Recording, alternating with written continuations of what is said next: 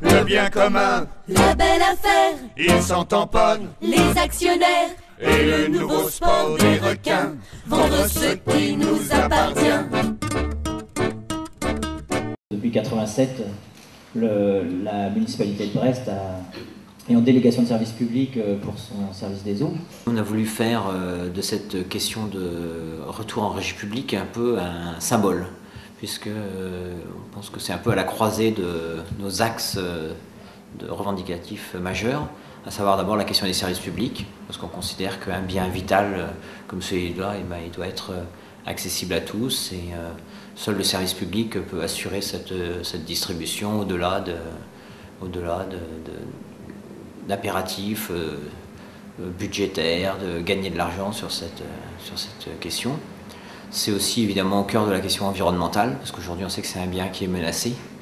Et puis c'est un problème démocratique, parce qu'aujourd'hui il y a quand même une majorité qui voudrait nous faire signer un chèque en blanc. Le contrat arrive à échéance en 2012, et c'est maintenant que doit se discuter le retour en régie publique. Hier soir on avait deux intervenants. Christophe Montgermont, qui est syndicaliste à Veolia, qui s'est fait licencié pour avoir dénoncé un certain nombre de scandales de corruption. Et puis Gérard Borvon, qui est venu nous parler de la question de l'avenir, un peu des perspectives de sortir de cette délégation de service public pour aller vers un retour en régie municipale. C'est un décret de Napoléon qui permet à des sociétés privées d'assurer la gestion privée de la distribution de l'assainissement de l'eau. Et quand on parle de remunicipalisation, c'est faux. C'est pas un bon terme, parce que, notamment à Brest, mais dans d'autres communes, les infrastructures, les réseaux, les usines, ça appartient à la collectivité. Veolia n'est pas propriétaire des réseaux, n'est pas propriétaire de vos compteurs, etc.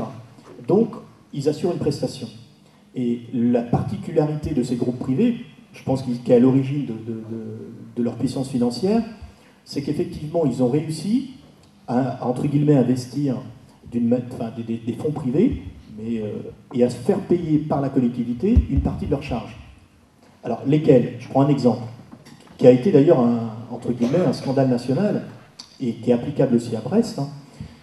Dans vos factures d'eau, vous payez une partie pour l'entretien et le renouvellement des réseaux.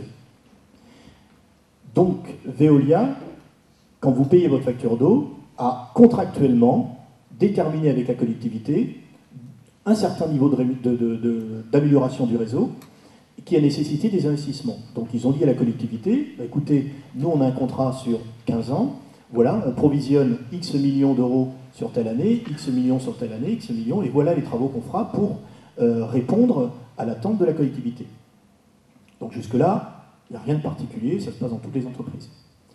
Sauf que ce qui s'est passé à partir de 97, et Veolia l'a nié jusqu'à ce qu'il l'ait reconnu qu'en 2002, quand Messier est parti, et ça a été un débat qui s'est déroulé dans énormément de collectivités, y compris à Brest et notamment à Rennes. Quel était le côté pervers? C'est que Veolia, en fait, certaines collectivités, et nous aussi, on s'était aperçu qu'ils ne dépensaient pas l'ensemble des provisions qui étaient pourtant payées par les citoyens. Sur quelques années, ça représentait des millions d'euros de non utilisés. Et là, on a eu deux attitudes de la collectivité. Certaines collectivités ont dit, attendez, finalement, on vous a payé pour des travaux que vous n'avez pas faits, donc vous nous redonnez l'argent. Ça s'est passé à Toulouse, 236 millions d'euros quand même. Et vous avez certaines collectivités qui n'ont pas bougé. Moi, je voudrais savoir, d'après ce que vous dites, a priori, il n'y aurait pas de réglementation où elle ne serait pas respectée en France, alors qu'il y a des grands services comme la police des eaux et la DAS qui sont là pour ça, en fait. On n'a pas dit qu'elle n'était pas respectée. Il y a des contrôles qui sont faits par la DAS, et il y a des contrôles internes. La seule différence, c'est que les contrôles normalement qui sont faits en interne, lorsqu'il y a des dépassements des seuils réglementaires, ils ont l'obligation légale, parce que la loi est la loi. On n'a pas dit que la loi n'existait pas. Nous, on se pose la question de savoir si la loi est respectée. C'est pas la même chose. Et normalement, lorsqu'il y a des dépassements de seuil, le délégataire doit obligatoirement informer la collectivité.